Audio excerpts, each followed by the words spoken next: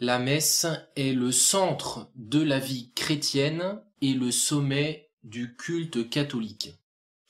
Afin de mieux nous en rendre compte, afin de mieux comprendre ce qu'est la messe, afin d'être à même de mieux la suivre et de mieux la vivre, je vous propose une explication assez détaillée de la messe. Notre étude comprendra deux grandes parties. Première partie dogmatique ou doctrinale, qu'est-ce que la messe? Et deuxième partie liturgique, quelles sont les composantes de la messe? Quel est le sens des prières qui la composent? Quel est le sens des rites ou des gestes liturgiques qu'elle comprend? Vous voyez que la première partie sera plus théorique, la seconde plus pratique, mais il est nécessaire de commencer par le dogme et la doctrine afin d'entrer dès l'abord dans le cœur de la messe pour saisir ce qu'elle est en son fond et ne pas rester en surface. Nous commençons par la première partie dogmatique ou doctrinale, la Sainte Messe de ce point de vue dogmatique. Qu'est-ce que la messe? Le catéchisme de Saint Pie X nous dit que la messe est le sacrifice du corps et du sang de Jésus-Christ offert sur nos autels sous les espèces du pain et du vin en souvenir du sacrifice de la croix. Le catéchisme, résumant ici toute la doctrine catholique, affirme que la messe est d'abord un sacrifice. C'est donc cette notion de sacrifice qu'il va surtout falloir approfondir. Pour cela, nous procéderons en 3 étapes. Premièrement, nous verrons ce qu'est le sacrifice en général. Deuxièmement, nous en arriverons au sacrifice sanglant de la croix, sacrifice de notre Seigneur au calvaire. Et troisièmement, nous parlerons du sacrifice non sanglant de l'autel ou la Sainte Messe. Voilà le plan de notre étude dogmatique et doctrinale. Voyons tout d'abord le sacrifice en général. C'est une notion assez peu connue. Le sacrifice est l'acte principal de la vertu de religion. Qu'est-ce que la vertu de religion?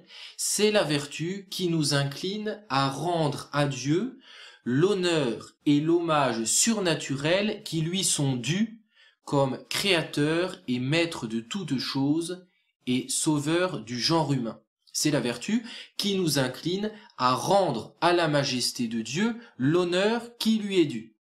Par la vertu de religion, nous honorons Dieu, premièrement en reconnaissant sa grandeur infinie et sa royauté absolue, et deuxièmement en reconnaissant aussi notre petitesse, notre néant, notre dépendance absolue envers lui. La vertu de religion a donc 2 faces. D'un côté, reconnaissance pleine d'allégresse des perfections infinies de Dieu, et de l'autre côté, humble soumission à sa puissance et à sa grandeur infinie. Le cri de saint François d'Assise dans son oraison, cette parole, cette interrogation qu'il répétait pendant des heures, « Qui êtes-vous, Seigneur, et qui suis-je ?» c'est le cri d'une âme profondément religieuse. « Qui êtes-vous, Seigneur, et qui suis-je ?» Grandeur de Dieu, petitesse de l'homme. Et le bon Dieu répond à cette interrogation. Il répond ce qu'il a dit à sainte Catherine de Sienne: « Je suis celui qui est, tu es celle qui n'est pas. Je suis celui qui est, je suis l'ensemble de toutes les perfections, et tu es celle qui n'est pas. » qui est néant, qui est totale dépendance de moi. La vertu de religion nous porte donc à accomplir les actes qui ont pour but de rendre à Dieu gloire et honneur, c'est-à-dire de lui rendre un culte. La vertu qui nous pousse à rendre à Dieu le culte qui lui est dû. Les principaux actes de la vertu de religion ou du culte religieux sont au nombre de 4. L'adoration, l'action de grâce, la supplication et la propitiation. Brève explication sur ces 4 actes, nous aurons l'occasion d'y revenir par la suite. L'adoration consiste à rendre à Dieu l'hommage suprême qui ne convient qu'à lui seul, en raison de sa grandeur et de sa perfection infinie. Adorer Dieu, c'est reconnaître, admirer, glorifier sa majesté suprême et sa royauté sur toute chose. C'est s'anéantir, en quelque sorte, dans un sentiment de vénération profonde devant la grandeur de Dieu. Mais puisque Dieu, infiniment grand, est la source inépuisable d'où découlent tous les biens de l'ordre naturel et les biens de l'ordre surnaturel, nous lui devons une reconnaissance profonde pour tous les bienfaits qu'il accorde à ses créatures. C'est ici l'action de grâce, deuxième acte de la vertu de religion. Rendre grâce à Dieu pour tous les bienfaits, naturels ou surnaturels, que Dieu ne cesse de nous accorder. Et puisque tout bien vient de Dieu, c'est à lui qu'il faut tout demander. Voilà le troisième acte qui découle de la vertu de religion, la supplication, ou la demande, ou la prière de demande. Enfin, puisque par le péché nous nous sommes détournés de notre Dieu, que nous l'avons offensé, il faut nous rendre Dieu propice, en expiant nos péchés et en apaisant la justice de Dieu. Quatrième acte de la vertu de religion, la propitiation ou l'expiation. Avant tout, le culte religieux, bien entendu, doit être intérieur. C'est l'esprit et le cœur qui doivent en prendre la part la plus importante. Et pourtant, cela ne suffit pas, même si c'est le plus essentiel. Il faut encore que les actes intérieurs de culte se manifestent à l'extérieur et deviennent sensibles. Pourquoi cela? Pourquoi l'homme est-il aussi tenu à un culte extérieur? Donnons 4 raisons. Première raison pour laquelle l'homme doit un culte extérieur à Dieu, c'est que l'homme n'est pas un pur esprit. L'homme n'est pas un ange. L'homme est composé d'un corps et d'une âme. Par conséquent, le culte qu'il rend à Dieu, le culte conforme à sa nature humaine, sera à la fois corporel et spirituel. Il sera à la fois intérieur et extérieur. Deuxième raison, c'est qu'il existe des relations très étroites entre les actes intérieurs et les actes extérieurs de l'homme. Nous en faisons l'expérience tous les jours. Lorsque nous sommes émus, lorsque nous avons une émotion intérieure, cela se manifeste presque nécessairement, ou du moins très naturellement, très facilement, à l'extérieur, même si on ne le veut pas. Lorsque nous sommes animés par des sentiments de colère ou des sentiments de tristesse ou bien des sentiments de joie, cela se manifeste à l'extérieur. Par conséquent, il est tout à fait normal, il est tout à fait juste, naturel, que notre vie intérieure, notre vie spirituelle, notre vie de religion transparaissent à l'extérieur. Et ainsi, parce qu'elle transparaîtra à l'extérieur, parce qu'elle prendra aussi notre corps, elle nous saisira tout entier. Elle prendra notre être humain tout entier, spirituel, mais aussi corporel. Troisième raison, l'homme est le chef, le maître de la création matérielle. Dieu crée l'être humain et le place au sommet de la création matérielle. Celle-ci, cette création matérielle, doit aussi adorer en quelque sorte son créateur. Elle ne peut pas le faire par elle-même parce qu'elle est inanimée, parce qu'elle n'a pas l'intelligence. Elle le fera par l'intermédiaire de l'homme, seul capable de rendre à Dieu un culte véritable, un culte spirituel.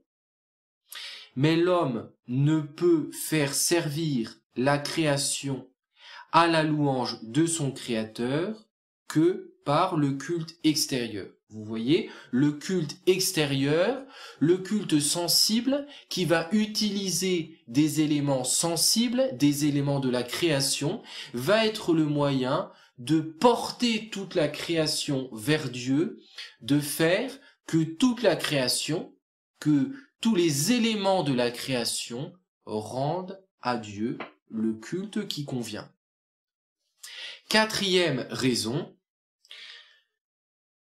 non seulement les hommes pris individuellement doivent à Dieu un culte, mais encore les sociétés.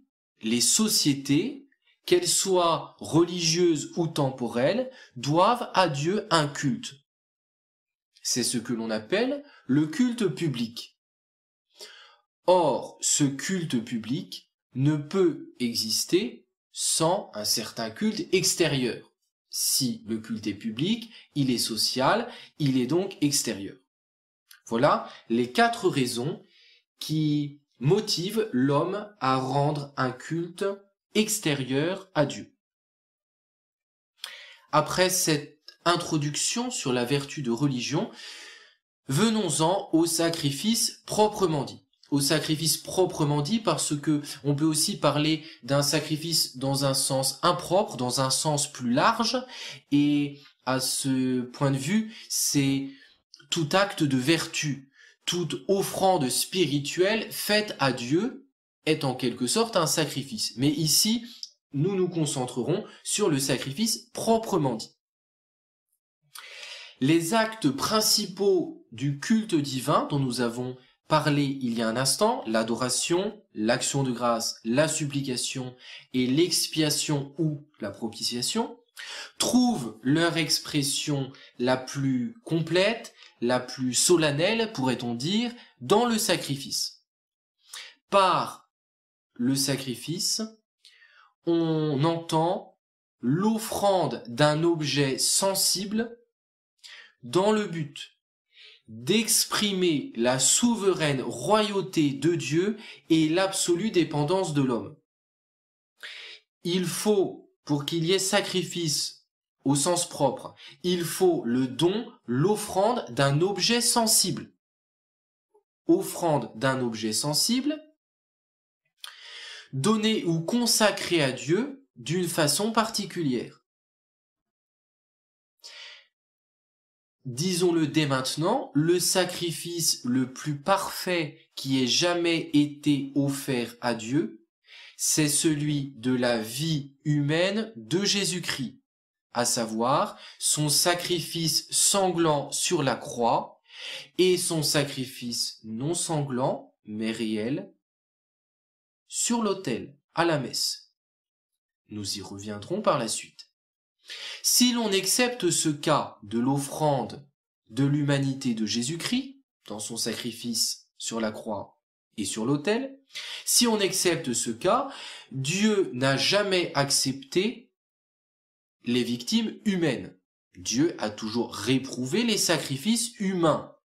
Nous le voyons dans l'Ancien Testament en particulier. Il s'est contenté de l'immolation intérieure du cœur et de son expression symbolique dans l'offrande d'une créature privée de raison, substituée à l'homme et immolée à sa place. C'est ce que nous voyons dans l'ancienne loi, dans l'Ancien Testament, où on offrait en sacrifice des créatures privées de raison, en particulier des animaux, comme les agneaux, comme les boucs, que l'on offrait à Dieu, et ces victimes animales étaient substituées à l'homme. On les offrait à la place de l'homme et on les immolait à la place de l'homme. Qu'est-ce que signifie plutôt, que signifie cette destruction d'un être, de cet être qu'on appelle une victime ou une hostie? Cette destruction vise à représenter la souveraineté de Dieu sur l'existence de toute chose. Représenter la souveraineté de Dieu sur l'existence de toute chose. Et ainsi exprimer sensiblement, extérieurement, la dépendance et la soumission de l'homme envers Dieu. L'homme en offrant un sacrifice, l'homme en offrant une victime, une hostie sensible, va témoigner qu'il est prêt à sacrifier à Dieu tout son être. Bien entendu, pour que le rite extérieur du sacrifice ait vraiment cette signification et devienne ainsi un acte religieux agréable à Dieu, il faut qu'il soit l'expression du sacrifice intérieur et spirituel de l'homme. Il faut qu'il soit le fruit de son amour pour Dieu. Et nous avons dit que c'est là le plus important. L'offrande du sacrifice a pour fin première l'adoration. À cette fin première se joignent naturellement l'action de grâce, ou la reconnaissance, et la supplication, ou la prière de demande. Et enfin, après le péché, le sacrifice va revêtir aussi le caractère de l'expiation. Il sera l'expression dans l'homme du désir d'apaiser la justice de Dieu offensée par les péchés humains. Et les péchés seront réellement expiés par le sacrifice. Nous avons ainsi manifesté les 4 finalités, les 4 buts du sacrifice, et nous voyons que cela reprend les 4 actes principaux de la vertu de religion dont nous avons parlé tout à l'heure. Les 4 finalités: adoration, action de grâce, demande et propitiation ou expiation. On parlera, pour être plus précis, d'une finalité latretique, mot qui vient du grec, finalité latretique, l'adoration, finalité eucharistique, l'action de grâce, la reconnaissance, finalité impétratoire, la demande, la prière de demande, et finalité propitiatoire, l'expiation du péché.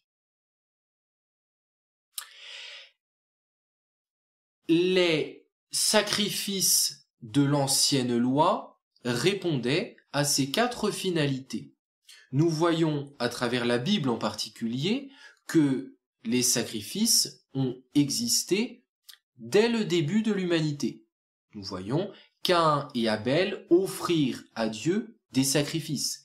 Et plus tard, nous voyons Moïse expliciter la façon par laquelle il faut rendre à Dieu ces sacrifices.